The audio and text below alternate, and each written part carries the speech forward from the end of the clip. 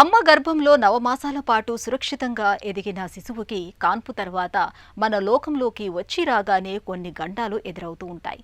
అలాంటి వాటిలో పుట్టు కామెర్ల గురించి ముందుగా చెప్పుకోవాలి.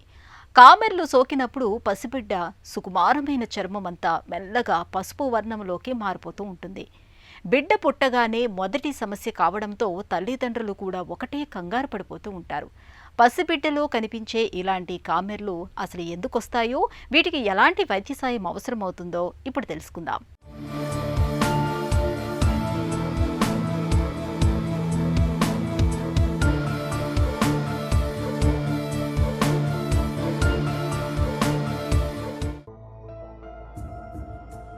సాధారణంగా కామెర్లు ప్రసవం జరిగిన 2వ రోజు నుంచే మొదలవుతాయి.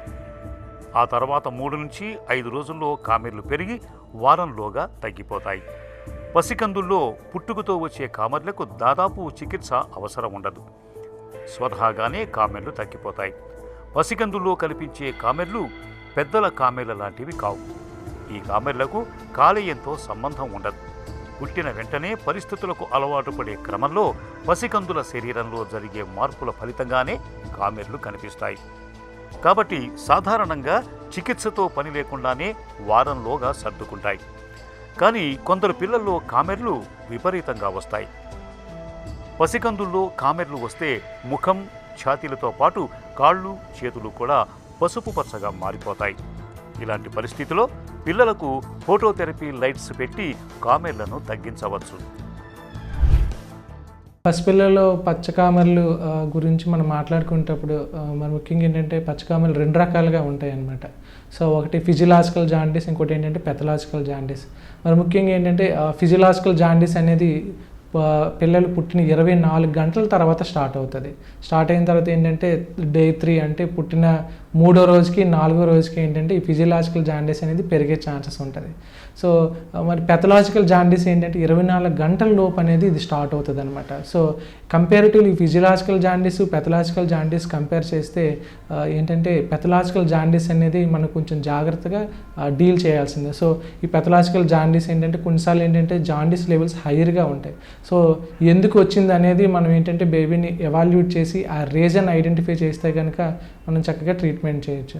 కాబట్టి ఏంటంటే చాలామంది పిల్లలు మనం రెగ్యులర్గా చూసే ఈ పచ్చకామెర్లు ఏంటంటే ఫిజియలాజికల్ జాండీస్ ఉంటాయి.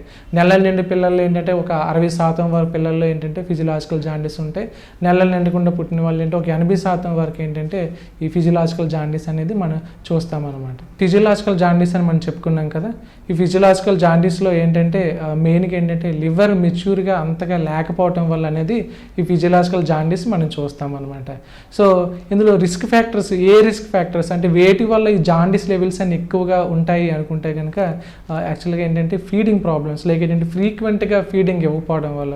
అంటే మామూలుగా మనకు డే టైం ఏంటంటే మదర్ రెగ్యులర్గా ఫీడ్ ఇస్తారు. బట్ నైట్ టైం వచ్చేసరికి ఏంటంటే డే టైం అంతా బేబీని కేర్ తీసుకోవడం వల్ల నైట్ ఏంటంటే అలసిపోయి వాళ్ళు పడుకుని పోతారు. సో దానివల్ల ఏంటంటే ఆ ఫ్రీక్వెంట్ ఫీడింగ్ అనేది మనకు తగ్గుతుంది అనమాట. సో అటువంటిప్పుడు ఏంటంటే మదర్ తన మిల్క్ ఎక్స్ప్రెస్ చేసేసి స్టోర్ చేస్తే కనుక ఓవర్ నైట్ అదర్ ఫ్యామిలీ మెంబర్స్ని బేబీని ప్యాలడీ లేదా స్పూన్తో కనుక ఫీడ్ చేయొచ్చు. దానివల్ల ఏంటంటే ఈ రెగ్యులర్ ఫీడింగ్ అనేది మనకి ఇబ్బంది రాకుండా ఉంటుంది. అంతేకాకుండా ఏంటంటే ఇన్ఫెక్షన్స్, సో ఇన్ఫెక్షన్స్ కూడాను ఒక రకంగా ఏంటంటే జాండీస్ లెవెల్స్ పెరగడానికి ఒక రిస్క్ ఫ్యాక్టర్గా చేస్తాయి అనమాట. అంతేకాకుండా ఏంటంటే ఇమ్మెచ్యూరిటీ, ఇందులో మనం అనుకున్నట్టు ప్రీటర్మ్ బేబీస్ కూడాను 80% ఇందులో మనం అనుకున్నట్టుగా ప్రీమెచ్యూరిటీ కూడాను ఒక రకంగా జాండీస్ లెవెల్స్ ఎక్కువగా ఉండడానికి చేస్తాయి. అంతేకాకుండా బర్త్ యాస్ఫిక్సియా, పుట్టిన వెంటనే పిల్లలు ఆడకపోవడం అంటే బర్త్ యాస్ఫిక్సియా, అది కూడాను ఒక రిస్క్ ఫ్యాక్టర్గా ఏంటంటే ఈ జాండీస్, పచ్చకామెర్లు, పసికందులు పెరగడానికి అనేది కాజ్ చేస్తుంది. అంతేకాకుండా acidosis, blood level acid levels పెరగటం వల్ల కూడాను,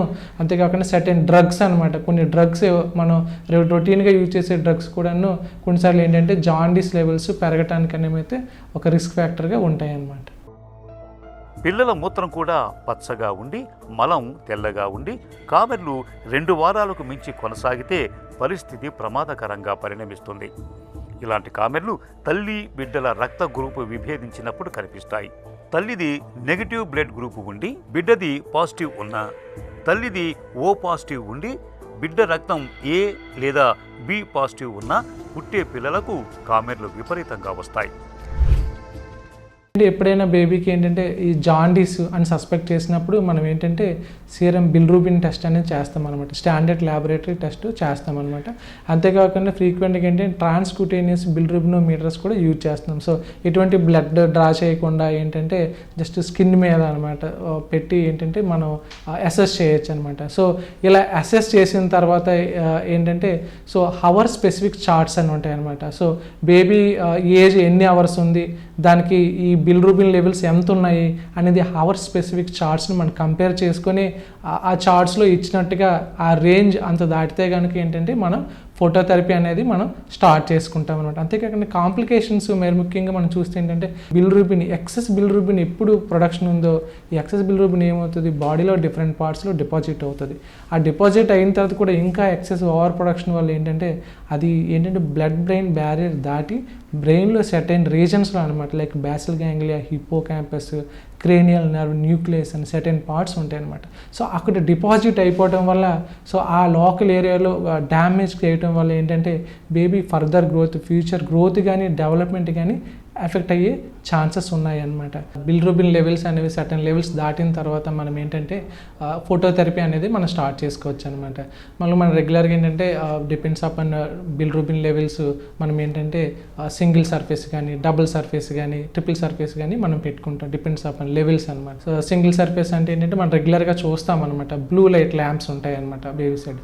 కొన్నిసార్లు ఏంటంటే ఈ బిల్రూబిన్ లెవెల్స్ కొద్దిగా సివియర్గా ఉండేటప్పుడు, అంటే కొన్ని కింద మనం అనుకున్నట్టు పెథలాజికల్ జాండీస్, కొన్నిసార్లు ఏంటంటే బ్లడ్ ఇన్కంపాటబిలిటీ, ఏబీఓ ఇన్కంపాటబిలిటీ కానీ, ఆర్హెచ్ ఇన్కంపాటబిలిటీ కానీ, so RH negative pregnancy, so అటువంటి టైంలో ఏంటంటే బిల్రూబిన్ లెవెల్స్ కొద్దిగా ఎక్కువగా ఉంటాయి. సో అటువంటి టైంలో ఏంటంటే మనం కొన్నిసార్లు ఇమ్యునోగ్లోబులిన్స్ కూడా ఇవ్వాల్సి వస్తుంది అనమాట. సో అవి కాకుండా కొన్నిసార్లు ఇంకా ఎక్కువగా బిల్రూబిన్ లెవెల్స్ అంటే కొన్నిసార్లు ఏంటంటే మనం ఇంటర్వ్యూని అవ్వకపోతే బేబీ బ్రెయిన్ డ్యామేజ్ అవ్వచ్చు అని అనుకున్నప్పుడు ఏంటంటే కొన్నిసార్లు మనం ఎక్స్చేంజ్ ట్రాన్స్ఫ్యూజన్ చేస్తామన్నమాట. ఎక్స్చేంజ్ ట్రాన్స్ఫ్యూజన్ అంటే ఏంటంటే బేబీ బ్లడ్ని మనం రిమూవ్ చేసి కొత్త బ్లడ్ మనం ఎక్కిస్తామంట. దీనివల్ల ఏంటంటే ఆ బ్లడ్లో ఉన్న బిల్రూబిన్ లెవెల్స్ అనేది మనం తగ్గించవచ్చు అనమాట. పిల్లలకు కామెర్లు వచ్చాయని తల్లి పథ్యాలు చేయవలసిన అవసరం లేదు. ఎటువంటి భయాలకు లోనవ్వకుండా బిడ్డకు నిరభ్యంతరంగా పాలివ్వచ్చు. అయితే పిల్లలకు ఏ రకం కామెర్లు వచ్చాయనేది మాత్రం గమనించుకోవాలి. ఎండలో ఉంచినా కామెర్లు తగ్గకుండా వారానికి మించి కొనసాగితే ఆలస్యం చేయకుండా వైద్యులను సంప్రదించాలి.